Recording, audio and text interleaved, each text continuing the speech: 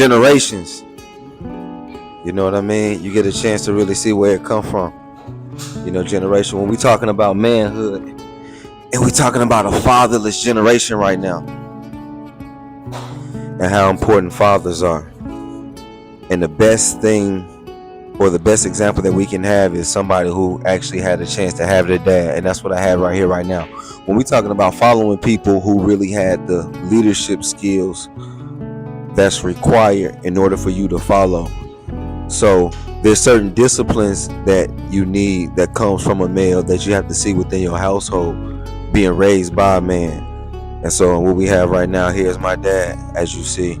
So that militant side of me, that disciplined side of me, this is what you're seeing right now.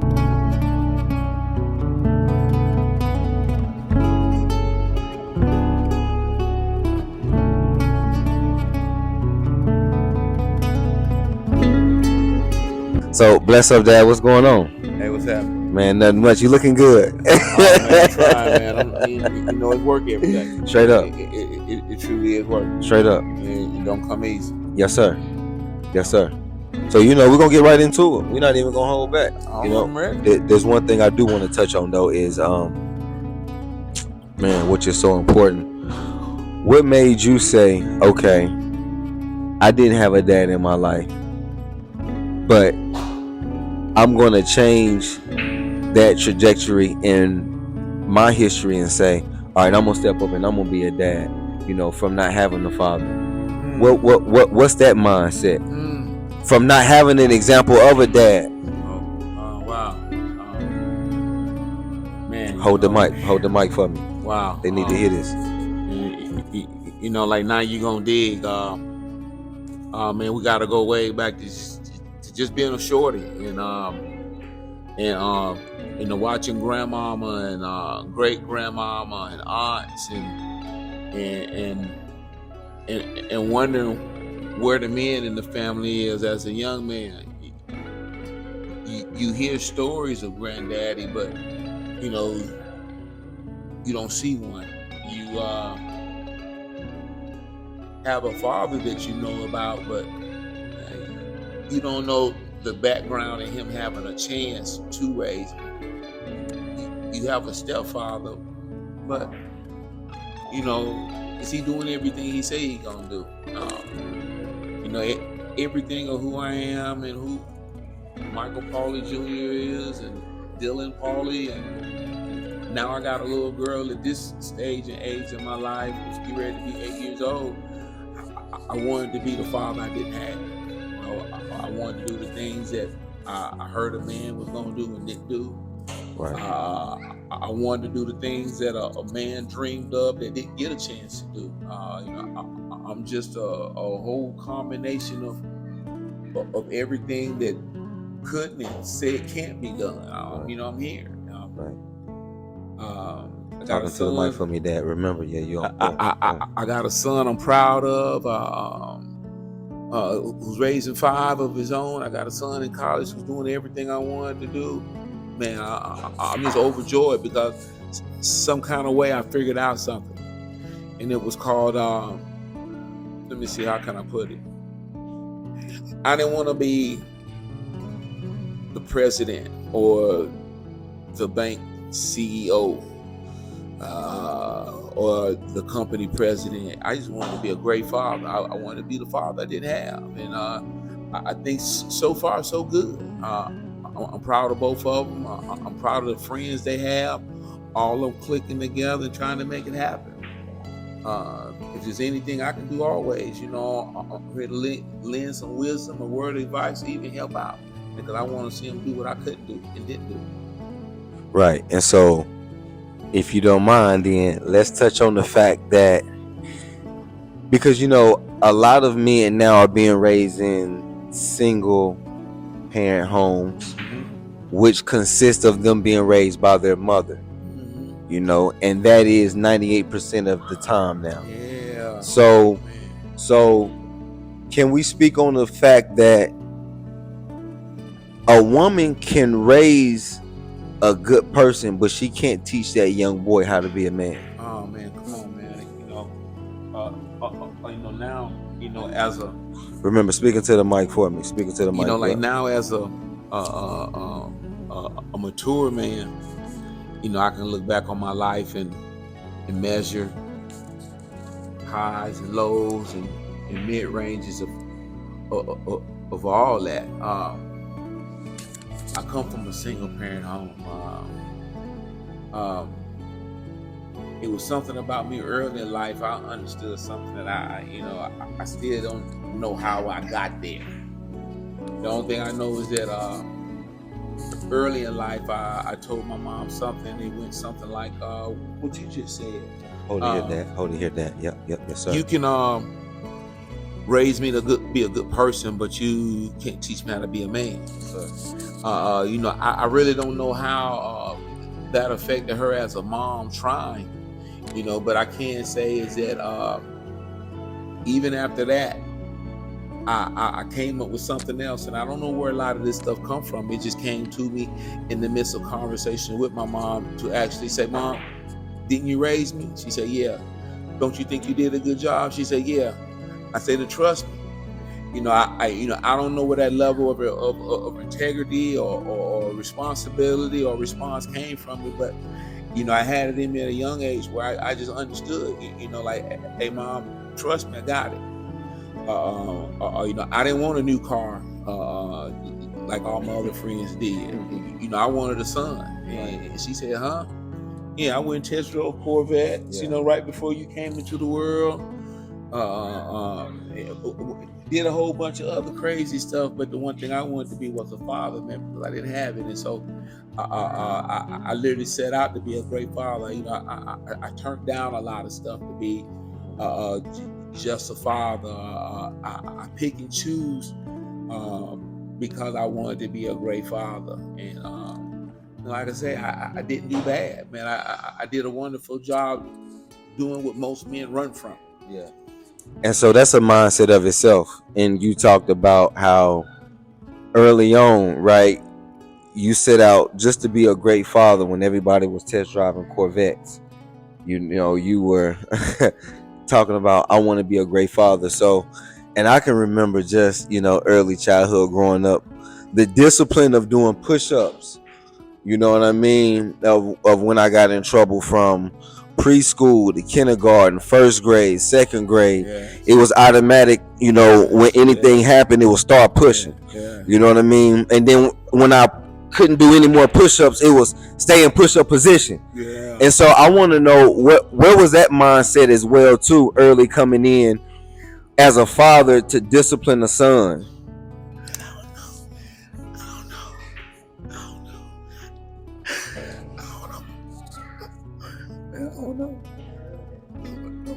Talking to the right family. Yeah, come on. Yeah, they need this. Man, I don't know. All I know is I wanted so much more for y'all than I had for myself. All I did was watch a man sit on the couch and literally talk shit. Yeah.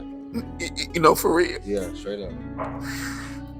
And that used to, oh man. I used to literally run outside and take the ass whooping when I got back for leaving the house because I didn't want to sit there and wait on somebody to do something they say they gonna do. Broken promises destroy the character and integrity of your kids. Don't make promises you ain't gonna fucking keep. Don't do it. Don't do it. If you gonna say you gonna do it, you better get up and go do it. All them push-ups was for was to show you, man, there's a better way, man. Ain't nobody got to beat on you, man. And don't nobody have to beat on nobody. I think as a child, I got a lot of ass whoopings. I got a lot of ass whoopings out of grown folks' frustration with life. You know, not necessarily I was a bad child, but there was something different in me that they didn't see because they wanted that do as I say, do not as I do. But if you doing it, you tell me not to do it. Why are you doing it? Right. I understood that. So all you and your brother push-up just come from another level of everything that y'all doing right now that I taught y'all do it on a higher, better level. You ain't gotta follow the same old bad mistakes that parents of yesterday generation thought they was doing good when You're only passing on the ass whoopings that somebody gave y'all. And what good did it really do? I think Not to cut your wisdom. Oh, that's beautiful, because that's what generational curse is. Generational curse is one bad mindset passed down to the next generation, and then that generation passed down that bad mindset to the next generation, and and it keeps trickling down, and those are the generational curses. No, you're absolutely right. I just want to highlight that. Go ahead. I'm gonna say the other part of it is this right here. We said single parent homes. That's the key. The key to our destruction is single parent homes. Because there's not a balance. Where's the man at to say, hey, sweetheart, don't do that like that? She say, why? And then as a man, you give her your reason why. Because if she's the only one, she thinks she's right about everything, and she's not. Yeah. So therefore, if you got boys and girls in the house, what do the boys and the girls get? They only get one side of the coin when there's two. That's beautiful, because it was designed to have the woman independent and the man dependent, so our women can't depend on our men when the family is interdependent on each other. Absolutely. That's the true unity, when you have father, mother, and child. That's when you can create. That's the heaven. Yes, sir. I can go on to say, even for everything that everybody go through, I know everybody wants to be the dominant person in the house, but there isn't dominance. It's a thing that's called I might be king, but where and how good is my leadership if I'm not listening to the queen that's next to me, who can kind of guide me through the things that I may not see? Yes, sir. I was just telling my wife that no, not to cut your wisdom, because you so on point, because she was saying, what do you mean that I don't listen to her? Because I do listen to her, but I allow her to know that, listen, I'm in a line with the creator and I'm making my own decision. Now, if you come and you have some wisdom or some insight to add to the situation that enlightens, me while I'm on this road, and I see light in it, then of course I'm going to apply it to what's going on. Not necessarily that I'm listening to you, but no, you brought some insight that definitely aligns with what it is that needs to go on. And so if that works better, then that's what I'm going to apply. So absolutely, we listen and we in tune, but definitely following the creator, and we working together. I'm going to go back to a small part that you just said that's real important, and I want to see if I can catch it. It's that thing about listening and doing.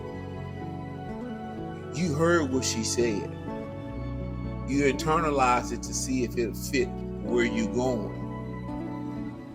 The woman may not understand from a man point of view an aspect of how that information fits what he's trying to do. Most of us don't do anything new and creative. We follow old ideas and standards. A lot of them old ideas and standards are good for where they was and who they was coming from. But when it's something new going on, it has to be a new standard to be raised and applied now. So a lot of old ideas, and I won't use only what I got for you, a whooping. What good is a whooping for real? And I can wait all day for all your answers. Yeah. I am a product of fighting off monsters from other people's whoopings and frustrations. As a child, I already knew that didn't work. I didn't like it.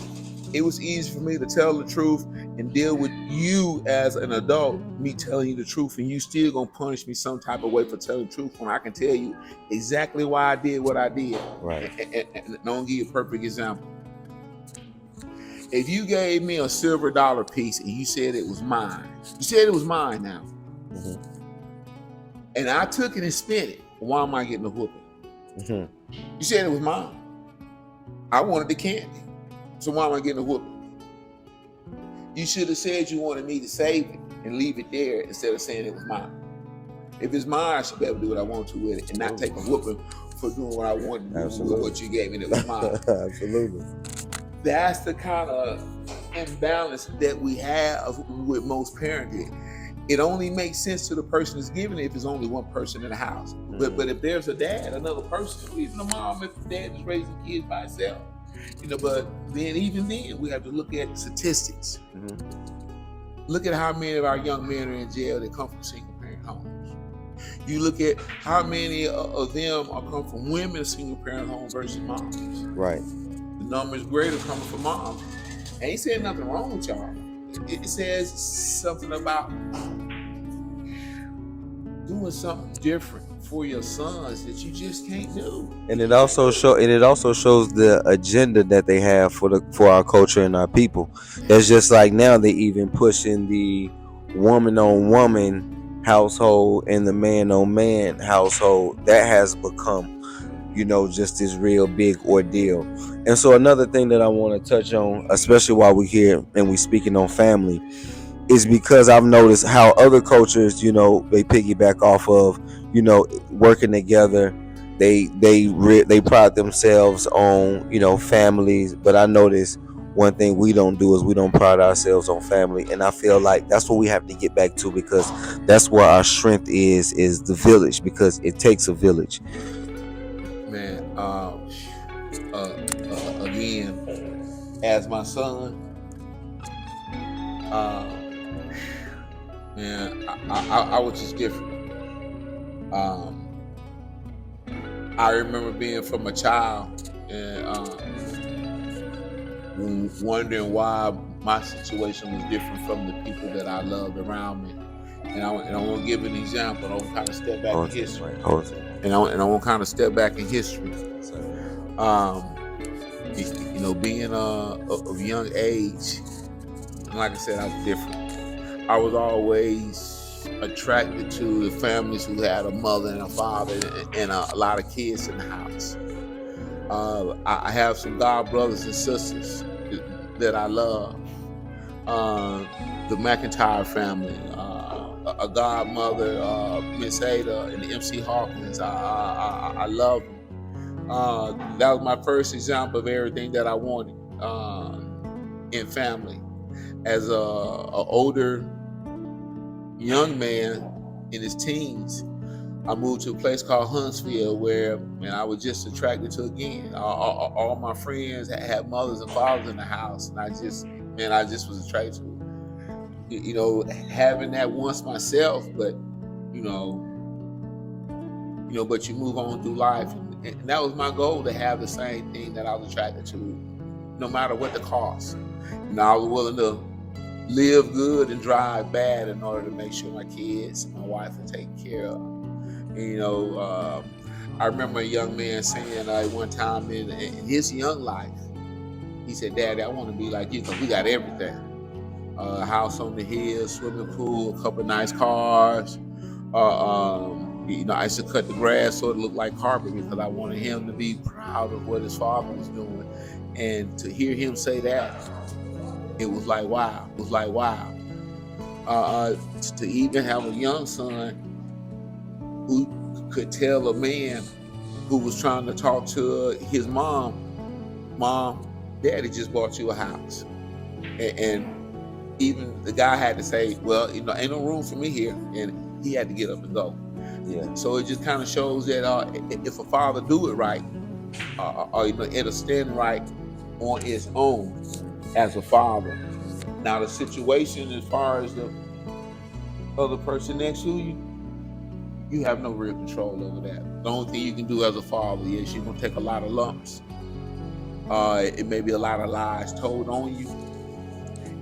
But once the kids get older, if you do your due diligence as a man, a father, your kids will see the truth, and they will go on to do great things. And I have 2 sons that I'm proud of.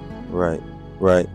And just from what I'm having to experience right now, my experience with that has been just a little bit, different, because I'm understanding that each generation get a chance to be better, especially with applied information. Because a lot of times we'll have the information with some of us as, as children, but we don't apply it to our life and we don't apply it to our situations. So I think that's another key, not just in the information, but applying the information to the situation. So we can get different results. You know what I mean? So we can have different outcomes.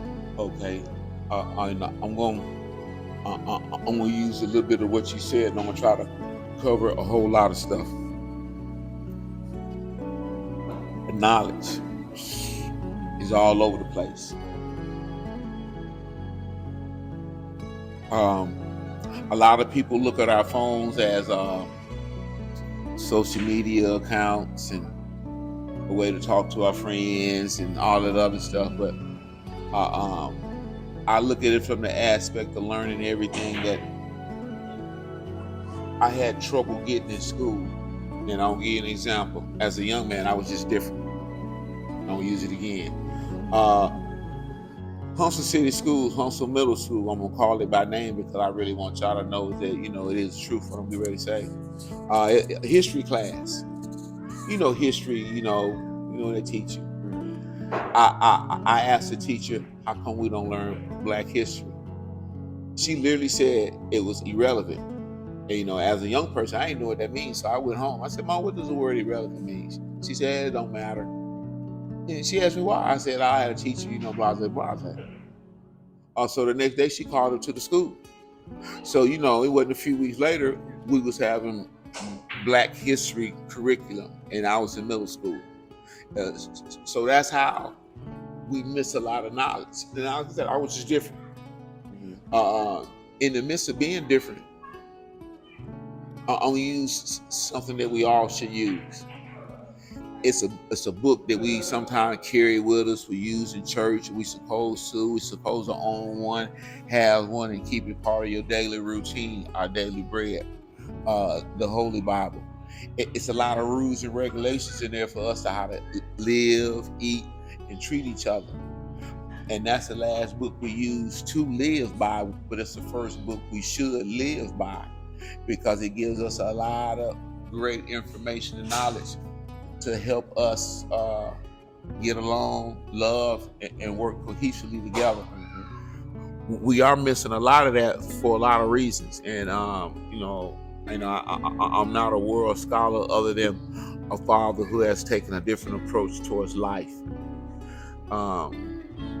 Again, all fathers should do their due diligence to put the family first. If God can put his only begotten son up, a man should put his family first, because God can only bless what he would bless, and it's his family first. I've been blessed, I know, all my life because I put my family first. It wasn't about necessarily the whole relationship, because I'm not always in control of all that. Because if I could, I would have all my kids in one house. But unfortunately, I didn't stop. I kept trying to build the same thing I wanted most of all, was a family. And even at this age, I'm not going to quit. I'm going to keep fighting.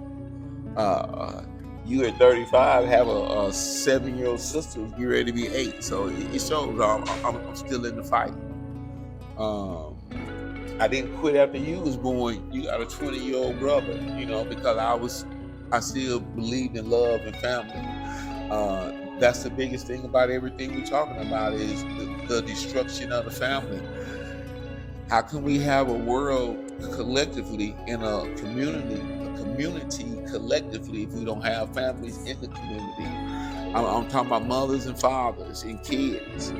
And what good is any man who splits himself up over 2 or 3 families?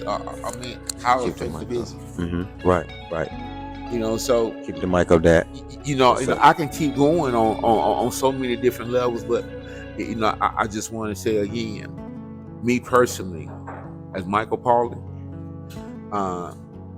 only thing I ever wanted to be was a great father. I knew if I was going to be a good man, I could be a great father. If I could be a good man, I could be a great husband. And let me just say again, and I think this will kind of hit home or run everybody off. And I always say, if you run to me or run from me, it all means the same. Straight up. Okay, so I want y'all to check this out right here. I want y'all to check this out. There are men out there who are growing up into men. They didn't have a man to learn how to be a man. I think a lot of women take advantage of that because it's action and spirit, in word. And when you're a young man and you're trying to put it together, it just takes time.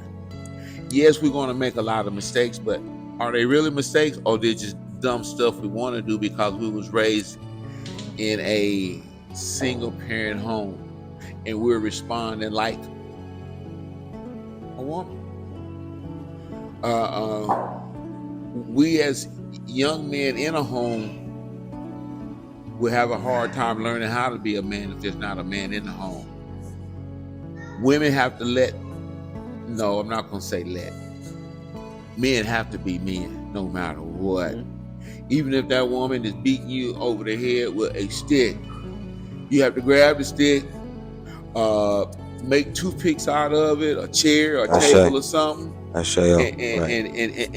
keep busy. Keep busy with building your family. If you got kids in the house, you have to stand up as a man. If not, you're setting a bad example for your sons and your daughters. What kind of man your daughter gonna pick if she not see you acting like a man? She gonna pick a man like you. Yep. How your son gonna act if he's not gonna pick a man that's standing up for what's right? There's this general consensus that, I don't even like to watch it, listen to it, and it's called the watering down of masculinity. Oh, yes, sir. Because they've been coining masculinity as toxic energy. Yeah, but just understand this, though.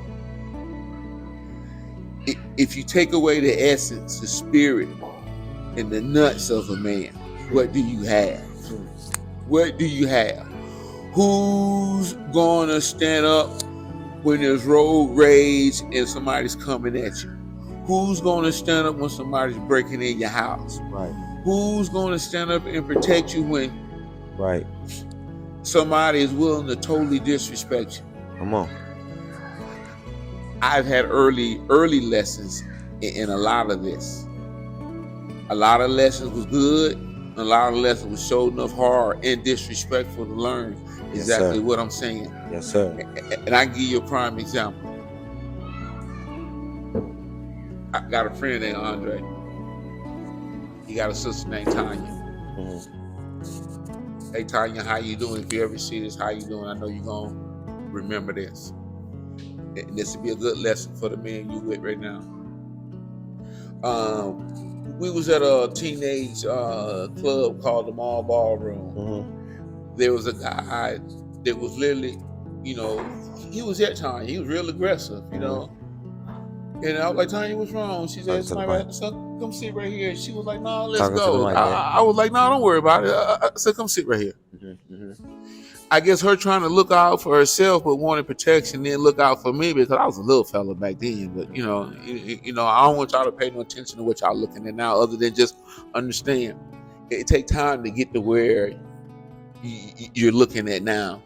But I was a little fella. But anyway, there was a guy who was willing to fight. But I said, no, man, leave her alone. She cool. She right here with me.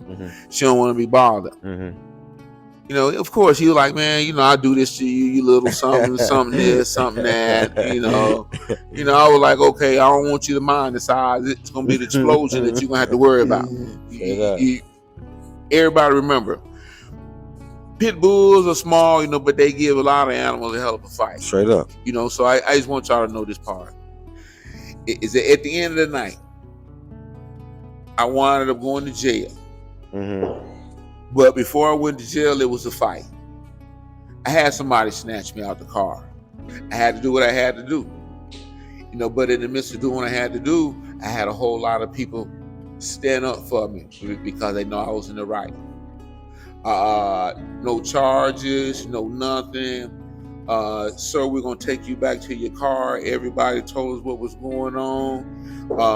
My friend Andre's sister was okay. I was okay. Just telling you, if you out there for what's right, God gonna look out for you, protect you. Yes, sir. He's not gonna look out for you when you was wrong. Because when I was wrong, trust me, I got a lot of scars to prove when I was wrong. But I also got a lot of scars to say I was willing to take these scars to fight for what I was doing was right too. Sure.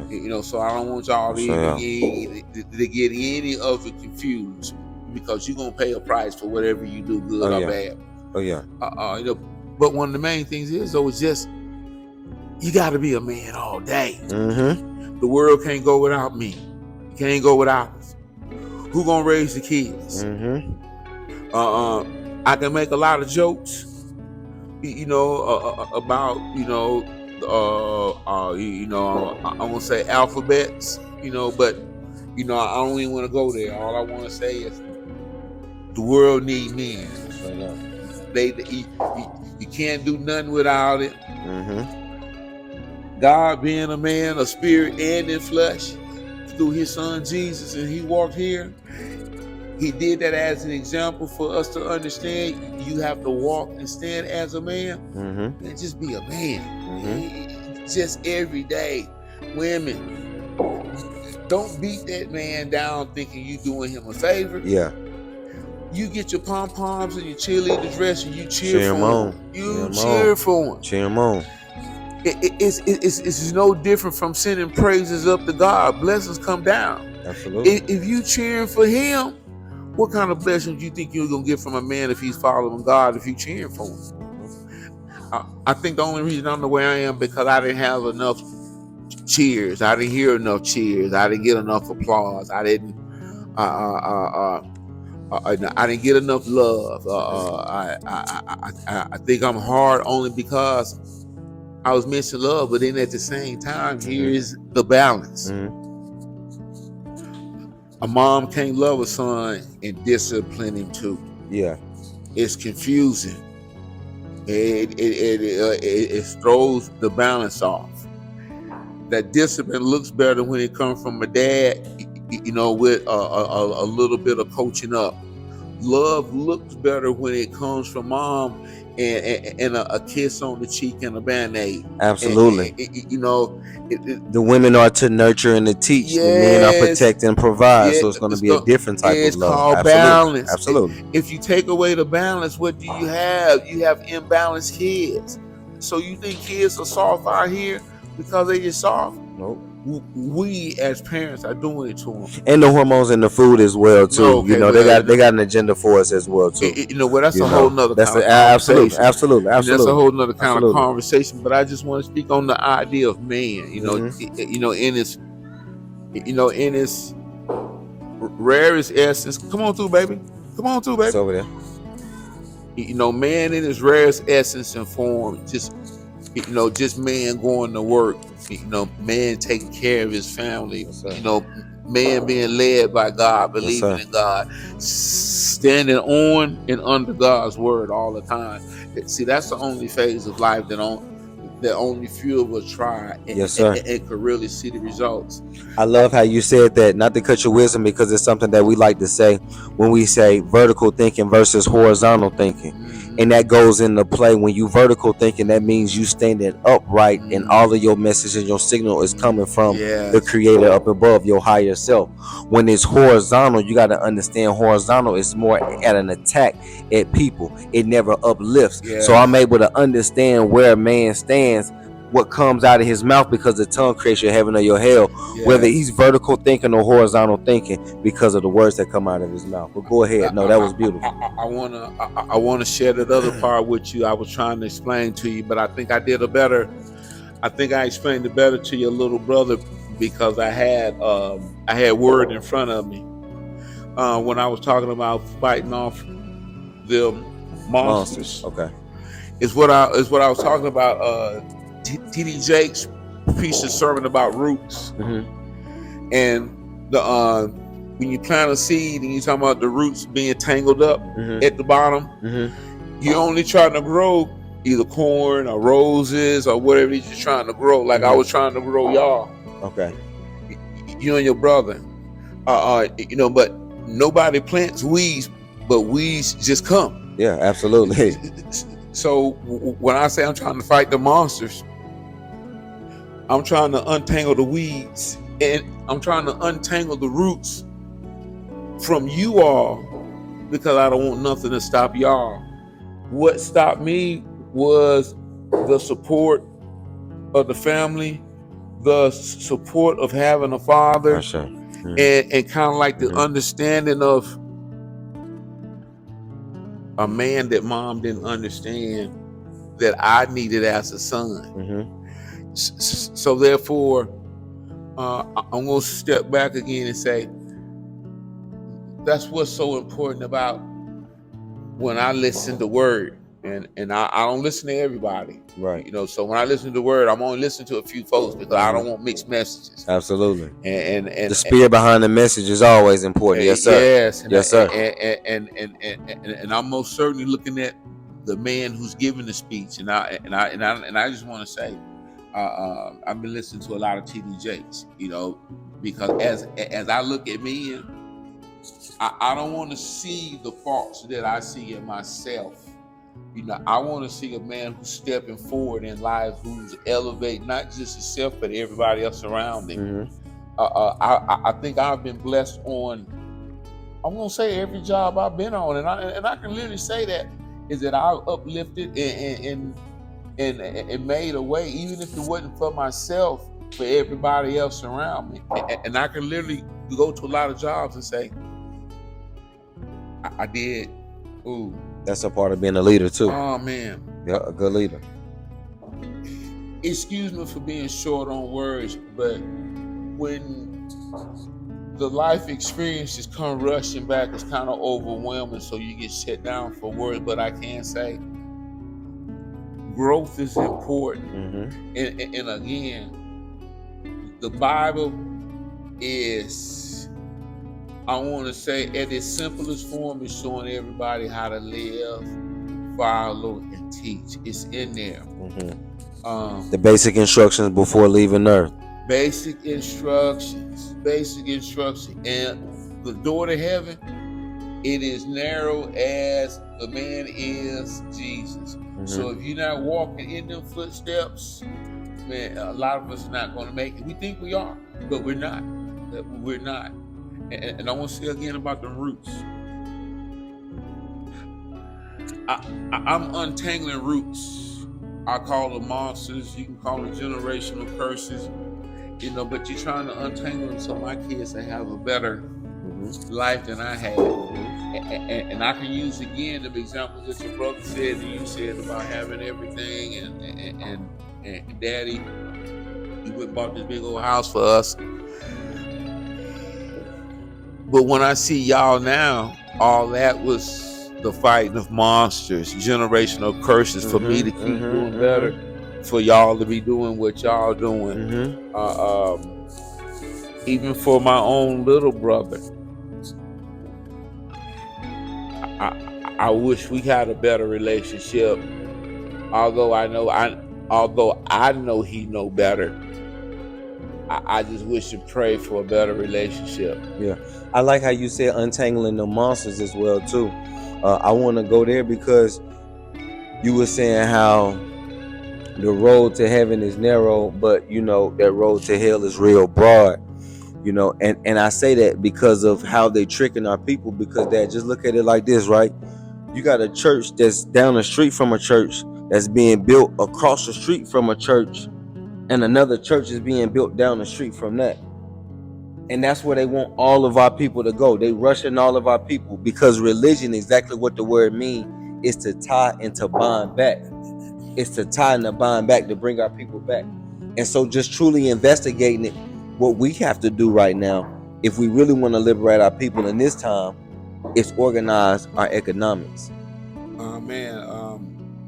We got to get back to the Tulsa, Oklahomas, and organizing our economics right now. So once we can provide the food, clothing, and shelter for our people, then we can really reverse everything that has been set up.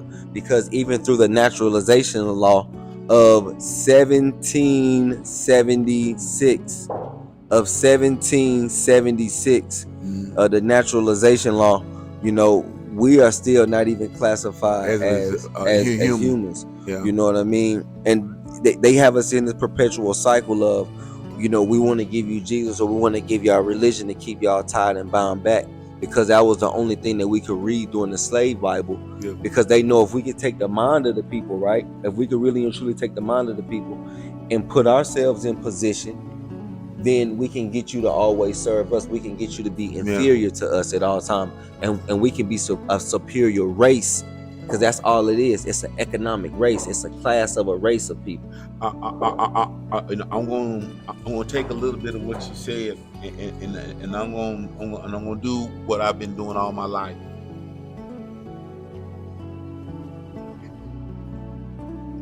It's a lot that can be said. Exponential words that 4 or 5 syllables. I only do what I've been doing. I only take that much information that resonates with me some kind of way. A little bit of information resonate with me, then I'm able to do so much. I don't know why. I don't know why. And I don't want to explain. Everything that you said comes down to one thing. For a black family, it's taking the black man out of the house. Economic development, you're trying to push a whole, say, nation of people to another level. How can you push a whole nation of people to another level if there's not any men? Hey, don't explain it to me. You figure it out on your own accord in your own house. Absolutely. How can you raise a nation? And your generation has did exactly what they need to do for our generation. And now the man has to be mine because the woman is womb. Like, women produce worlds from their womb because they're the 720. They give birth to nations. We can't give birth. And the man, we give birth to ideas. We give birth to nations through our minds. That's how we create it. So that's why I say, for the women can manifest and attract things to them, because that's the energy of a female. For a man, we have to plot, plan, and strategize.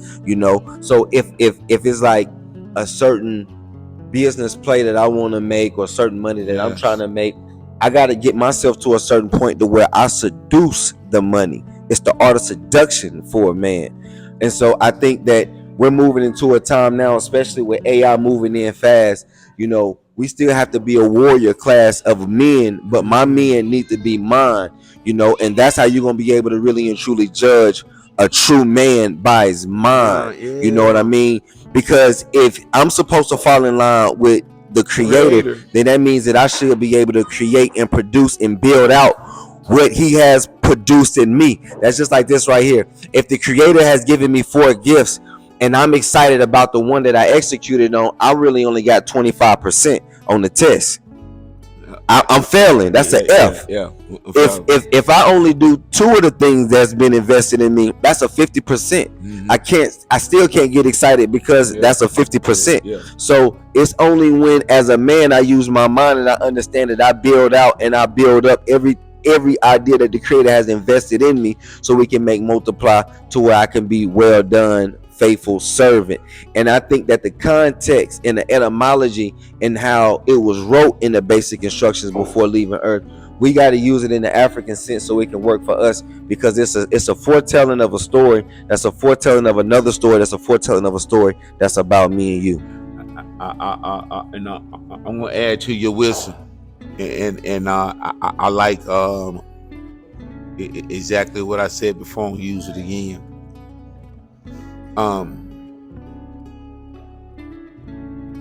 Here we go. It's very basic and simple again. You can't build a family unless there's a man in the house. Even that woman who has a womb, she needs a man, a father. Yes, he, might come with some difficulties because of how he was raised, but you can't hold what somebody else has, because then they're gonna hold what you have against you too. And you can't hold your imperfections up and say you gotta accept them when somebody else has imperfections too. We all dealing with something. Still today, mothers and fathers have to be in the house to raise the kids, to give them a balance of life, a real balance. Not none of this stuff y'all watch on TV where it's all drama. It's all, the tearing down instruction of a man. We all laugh and making jokes, but the realization is that he is your father. I chose him. You had a baby with him. You trusted him. So the real work comes thereafter. Yeah, you had the fun, but here's the real work. Now you gotta learn how to get along and raise this child in the best way. How to build our men up. Yeah, you got Definitely yes, our women, moving towards more of the soft life, the yes, feminine energy, yeah. and our men moving in that masculine energy. And I mean moving in the masculine energy where we have emotional intelligence, we know how to operate, and we have conflict resolution as well too, where we know how to use our words and use our minds and articulate ourselves and navigate in situations where we can critical think and analyze. Go ahead. I think that's one of the best things, and I want to share something with you that's real personal.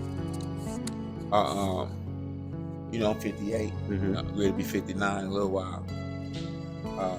I got a 35-year-old girlfriend, and I have a 7-year-old daughter, which is your sister.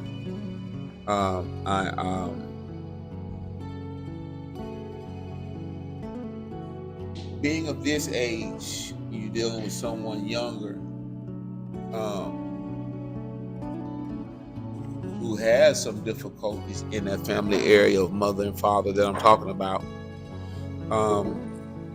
It's difficulty even for her to acknowledge and understand all aspects of me. That I have a son of her age and one a little bit younger than her, as old as her little brother. And then we have a daughter together. She can see the success of my sons and the love I have for them, and the kind of tenacity I put, the character, the hard work ethic, and to have to teach that to somebody who hadn't had that is most difficult. So she get a chance to see me go through a range of emotions that are strange to her as a woman. To see a strong man, in his character as a man, and then to watch him, see him also in his emotions when things aren't right, as far as his family. And for me, that's the one thing that get me more than anything else. I'll go fight a lion, tiger, or bear, and that won't even bother me. But the one thing that'll get me most emotional is the tearing down and breaking down of my family. Most women don't realize that when they are dealing with a man with kids, that they think men don't care. They really do. Most men feel a little bit ashamed to show that, nah, baby hurt me, these my kids, these my family, what you want me to do. The only reason she doing what she do because she know that's the one thing you want most of all, or she wouldn't do it like that. She know how much you love your family and how much you really care and all that other stuff. Or she wouldn't hold that against you and use that as her weapon of choice to humble you and break you. Is the kids. That's the reason the world use our kids and our family against us, because they know that's where our strength comes from, is our family. See, so the breaking down of the black family is so huge. It's so huge that any of them articulate words that y'all can articulate and come up with fit the moment. And I don't have them. The only thing I know is that shit hurt. It don't feel good. As far as the women who has been in my life, I wish it would have been different. Right. And I can honestly say that I've been seeing the solution to that is just reconstructing the man because we the foundation, and any good builder always start with the foundation first. Okay, I got you. I'm gonna use what you said again. Having 3 kids at 3 different stages of my life and ages of my life, I can say I found a way to actually reconstruct uh, my family goals as a man. And it was simple. I stayed focused on my sons. Any job I had, it wasn't about the job. It was about how can I make the most money, even if I had to work too.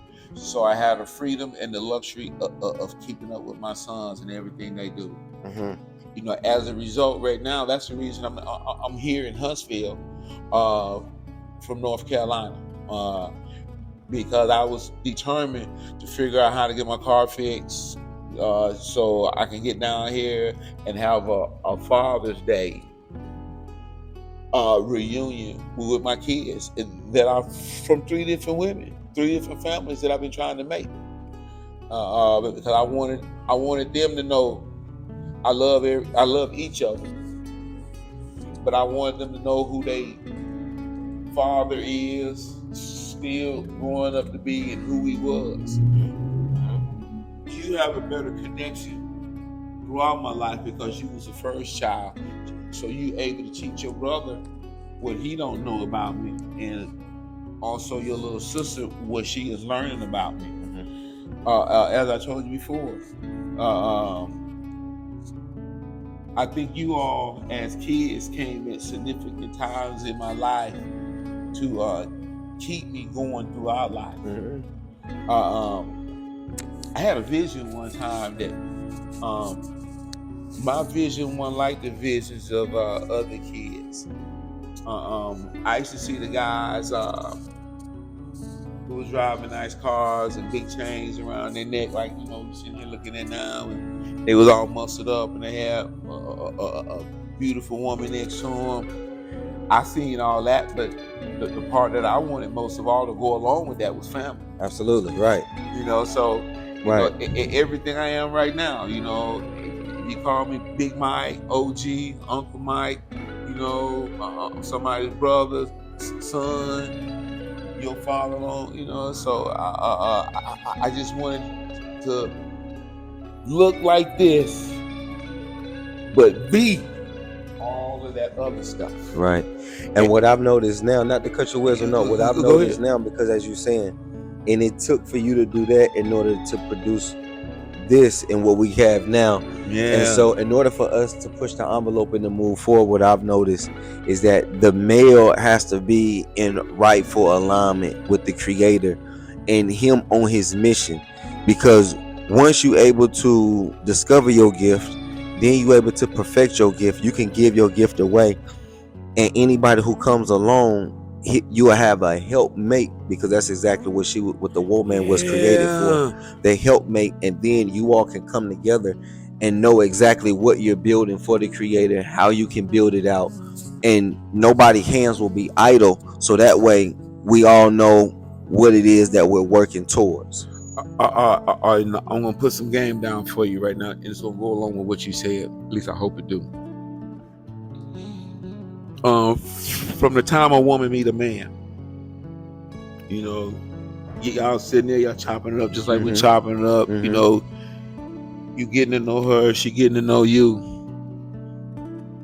She picks you on the content that came out of your mouth, that at least supposed to come from your heart and your head, and what she see in you and coming from you. I don't know from most men aspect. I know for me, after a woman has made a choice, she goes about a different kind of agenda. And I ain't never understood, if you pick me for who I am, why are you going against the agenda? Is it a generational curse on your side as a woman? Is it a sociological curse as a woman in this society today? Or what I've learned is this, not to cut your wisdom. Go ahead. Is that with us being the foundation and the teacher now. Yes, go Now ahead. what I have to do is I have to understand your learning style. Now I need to understand how do you learn. Okay. And so now once I understand how you learn, now it's for me as a teacher. Now I need to be able to teach that to you. Okay, now, and I got you. I think that's the most difficult part now for any man. And I won't touch on it. And I already know it's going to be a lot of slack, but it is what it is. Y'all have to remember, I'm 58. I'm going to be 59 years old, so there's a lot of history that's coming from me. As a young male, growing up in a single parent home, are you learning stuff from a man point of view, or are you learning stuff from a woman point of view? A woman point of view. Okay, now.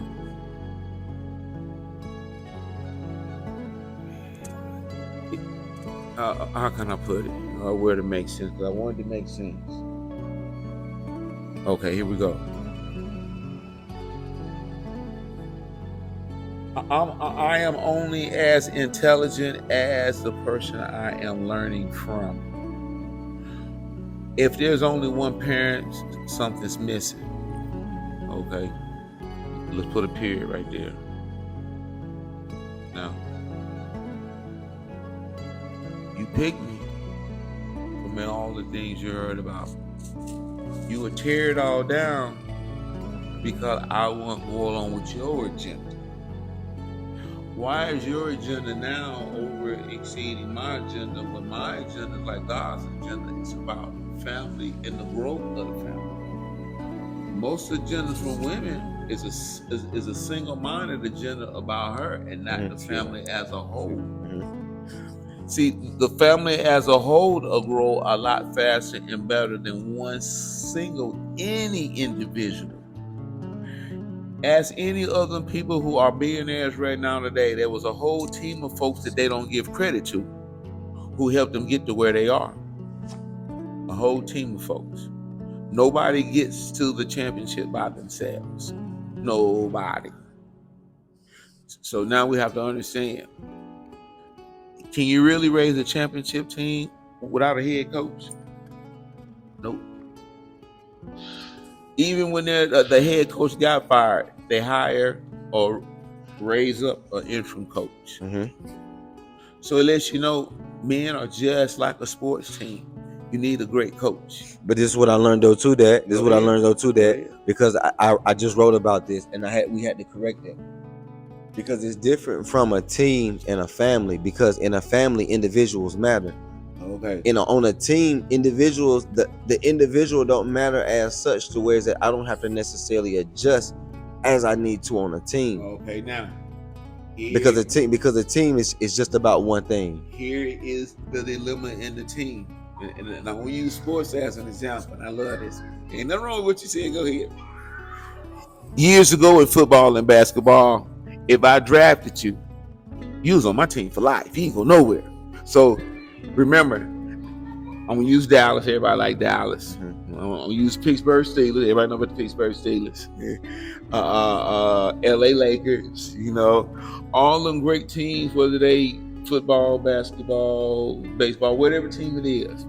A long time ago when I drafted you, you stayed on my team all your life. So therefore, I was winning multiple championships, 6, 7 of them in a row. You know what I'm saying? It took the next generation or the next guy coming up to build a team that'll exceed my team. And I want to use the example that everybody know in transition, the Chicago Bulls. You get one man, Jordan, getting beat down, but he's on a team. And in a family, every individual matters. But when you talk about sports, it's a team concept. But what people miss, there's a family within the team. There is a family within the team. Today, we don't look at it as family. They tease at it in sports, but the owner of the team wants to be able to come down and cut you because you're not doing what he wants you to do, or he thinks it's somebody better. Now, everything I said, think about sports right now today and sports yesterday. Yesterday, sports worked because we stayed a family for as long as you was able to do it. If your knees didn't blow out, your back didn't give out, if you didn't have some kind of major injury that put you out, we was family. Yeah. Your kids, they were my kids, man. I think the only reason why it was like that was because we didn't have the information that we have now about the game. So you was able to kind of trick me into staying with you long term. While I'm not a part of this so-called family, because the family is in the box and who really own it, who really eat. Okay, now. Because the first time I don't jump, dance, or sing exactly what this is created for, to entertain you, then you're gonna cut me and show me how much a part of the family that I am a part of this. Exactly right. So it's about the greenback, it's about the dollar, it's about a business. Okay, now, but I don't want to lose focus. Here it is again. See, what we're talking about now, just like I've been talking about, is focus on one thing. See, all this other stuff. That's why I'm saying with a family and a team, it's different. Hold on. Remember, every time I wanted to say something, I use a very small part of what you said to make it a point how I take that very one small thing and I'll make it as big as this room. And I'll tell you exactly what I'm talking about. Team. Yes. You might be the owner of the team. You might own the team name, logo, stands, the whole box. But I'm Michael Pauly. I run the family of the team. And that's them 5 or 12 guys on that floor in that locker room. I run that. See, you may sign the checks, but I got the real power. And that's where a lot of the problems come in at, because money won't power. But power don't come from money. It comes from the people. The people have the power. Who would Jordan be if he didn't have power? He wouldn't be Jordan. Who? He'll look like a clown. Just another guy who can play basketball. But because he was able to influence family and people, that's where the power comes from. And it's no different from the people who have been in great leadership. Like the Rockefellers. The people who have real power when we say families. Okay, now, and that's what we have to look at, real family structures. Okay, hold on again. See, you talking to your dad versus somebody who robbed and stole and killed for millions. That's the difference. See, I'm talking about real godly power. Where is it? Oh, here you go. One man, it may take him money to get everything he wants. For this guy, hey man, I really like that car. Do you like that car? It was just a conversation. A week later, man, for some reason, man, I want to give you my car. Who'll do that? But let me tell you this though. All right, go ahead. Because that scenario often never happens though. Oh, okay. So to make it again. Hold on. But to make it practical, I want to cut your wisdom now. To make it practical for what happens in every day, for how people can really win, is by us focusing on the family, because individuals matter. It's different from a team. So we got to re-examine it and really look at it and see how can we really structure it for everybody to win. I'm going to teach you something right here. It's going to be a hard lesson for you. What I'm saying, everybody's not going to get. It ain't for everybody. Because remember, I've taken one small thing and able to create what we got right here and what we're doing right here out of one single focus thing. I just want to be a great father. What did that take? A combination of everything we said since you turned the camera on. What did that take? For me to do one thing, stay focused. See, it's always one thing, one person staying focused on one thing. One thing leads to many other things, but that one person got to stay focused on that one thing. Which means that now we got to take it to another level. Okay, but some of that you can't teach the people because they have to stay focused right here. Well, hold on. I'm gonna give you a prime example. Here you go. I'm a father. Mm-hmm. I don't know how I'm gonna do it. Mm-hmm. in this mind and this body, I don't know how I'm gonna do it. But every day I get up and I praise God and I'm asking him for answers on how to do it. At night, after I done struggled all day, I'm laying down, I'm praying. See, I'm praying when I get up, I'm praying when I get down. All during the day, I'm putting in work. What am I really saying? Man, I don't know. It just don't work for if it worked for everybody, man, they would get it. But some people just don't get it. They don't want to get it because it don't fucking tickle their fancy. It ain't. It's not a passion for them. You, your brother, your little sister, that was a passion for them. You gotta think. I'm a father. Hold on. I'm a father with 5 in the house right now.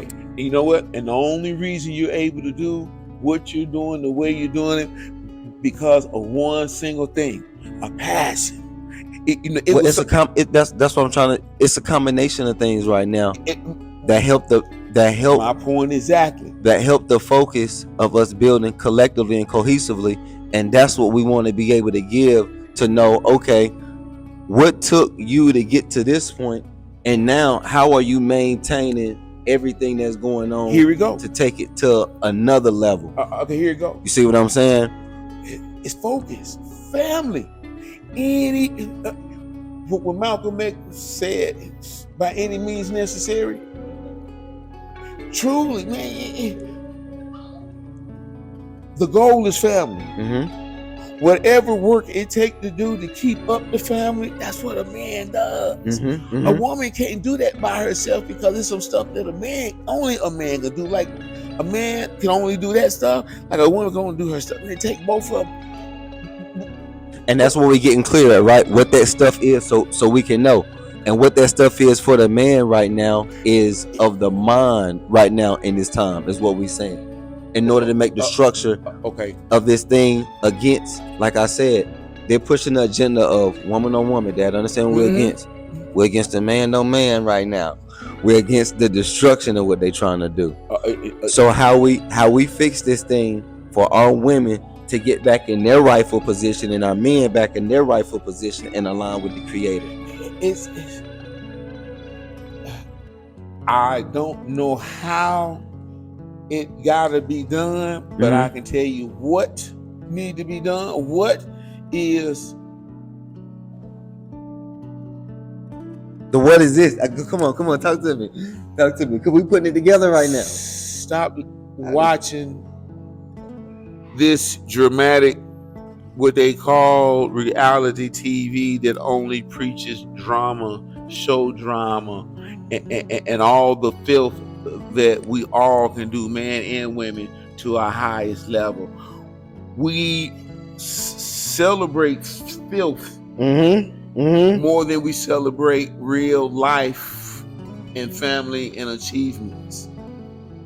We showcase twerking and ass cheeks hanging out and our pants sagging more than we celebrate great character and integrity and love and respect. Yes, sir. How would it be done? Man, I don't know. But which is this right here? I can tell you. Boom. Cause we're doing it. right here, right? That's what I'm saying. Because we want to be able to walk away and take something with them and be like, dang, I can apply that to my life. Okay. Which is this right here. I got you. How we do it is, it's the foundation, right? Okay. Any good builder who builds anything on this earth, on this land, is going to start with the foundation. And the foundation of every household is the male. Yeah, the man and the woman. It's the male. No, it's strictly the male.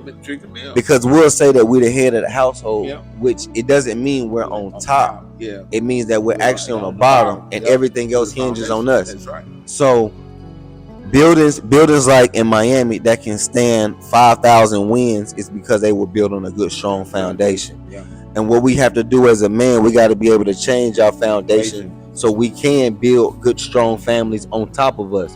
Where that way, okay, I can be stable in my ways. So if I do have a female, which females are unstable, she can be unstable with me because I'm strong as a rock.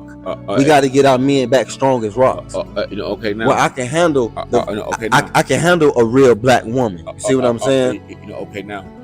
Okay now. A real black woman. Yes, sir. Now, I ain't gonna even address that. I'm not. Because I think that's an extinct animal, if I'm allowed to say. And the reason I say extinct is because, remember, I'm 58 years old. There's a couple of generations of women behind me that were single parents. Most of them and a lot of them for whatever reason. And not all in reason with valid reasons for all of them to be divorced. Not all in reasons with any reason for them to get divorced. When the vows in the Bible say to death do us part, not because you're not happy because he would buy you the size ring you wanted, or the kind of car you wanted, or the kind of that's materialism purse you wanted. Yeah, that's why we have to talk about it. That's materialism. Because he don't make 150, 60, whatever. And again, those are fleshly. Those are fleshly. Those are not spiritual principles. And I just wanted to I just wanted to name them because a lot of women build their foundation on a man having that instead of a man having some character, some integrity. That's why we want to show our women values. What type of man the man is mine, so that way for my sisters can understand what type of man she needs to be choosing, so she can make the best decision for her life. No, go ahead. Okay. I'm gonna help you out as best as I can.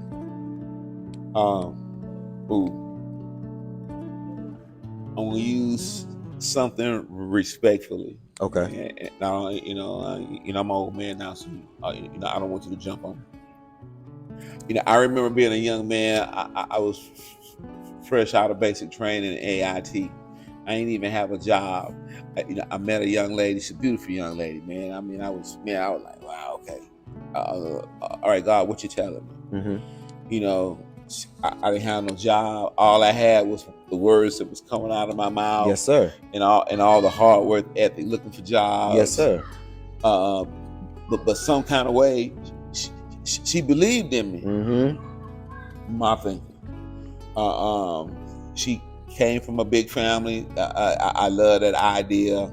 I think that was the greatest selling point. So I knew she realized, how important a big family was. But to work hard, to give that kind of energy and not have it, man, it's hard. But I'm gonna digress and go back to the point. He has to have a dream, and I'm not just saying a dream. It has to be a tangible dream that you can see, hear, and almost imagine yourself as a woman. If it has everything to do with him bettering himself, bettering you, having kids and seeing them in a certain level in life, that's the guy you want, especially when he's God-led, God-fed, and God-motivated. There we go.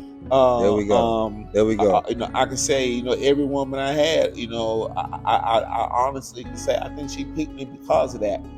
I think later on it turned into something else, but initially it was because of being God-led, God-fed, and God-motivated. Even right now today, me being here, with you, your brother, and your little sister, and y'all come from 3 different women. As a father, to try to hold that together throughout life's journey is a hard thing. But I had to learn through life is that I may not get no credit for none of that until I'm laying down in that box. Then everybody will see, wow, he was a great man. Or after the fact of signing the divorce papers or the breakup, he was a great dude. But when the most consistent thing I always say, men, stay focusing on your kids. Man, I don't care what it take, man, to get to them. Man, get to them. Hey, excuse me, y'all. Motherfuck your friends. Going out to the club. If you out to the clubs, who's raising your son? Who's raising your daughter? Matter of fact, let me say it like this. Ladies, while you at the club twerking, fellas, while you at the club trying to get the hottest girl who's twerking, who's teaching your daughter? Who's holding your daughter? Who's raising your son? Who's teaching your son? See, I didn't get that the chance. And I can literally say with him standing here, sitting here, is that whenever I went, man, I made sure he was fed and asleep. And even when I was out at the club and I was talking to him at the phone, I would call him up and ask him if he had anything to eat. He said, nope. I used to send steak out to the house in the middle of the night. So he'll know, man, you ain't never got to guess what, I love you. So call me, I'll let you know where I'm at, who I'm with, and if you're hungry, I'll send steak out. So he been getting carry out all his life as a child. So it wasn't about him not knowing whether or not I love him. He knew, because I would drive from Toledo, Ohio to Alabama every couple of 3 months. It's like it wasn't nothing. And it'd be the same for his little brother. Whenever I could get to him, I don't care if it was 2, 3 o'clock in the morning, and I left right after work to spend 15 minutes with him in the middle of the night. His mama madder than a wet hen in a garbage can. Yeah.